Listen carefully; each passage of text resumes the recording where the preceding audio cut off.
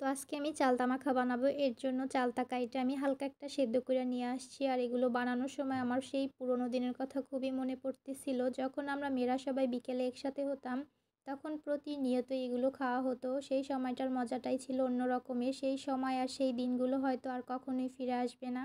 তো যাই হোক, এখন আমার এগুলো বানানোর জন্য প্রথমেই লাগবে সরিষার তৈল, ধইনা পাতা, শুকনা মরিচ, আর লাগবে চিনি, লবণ। আর মায়ের গাছ থেকে ২টা বোম্বাই মরিচ ছিঁড়ে নিয়ে আসছি ঝাল ঝাল করে মাখাবো এর জন্য। তো প্রথমেই একটা বাটির ভিতরে সিদ্ধ করা চালতাগুলো দিয়ে আমি একটা ছেঁচুনির সাহায্যে ছেঁচে নিব।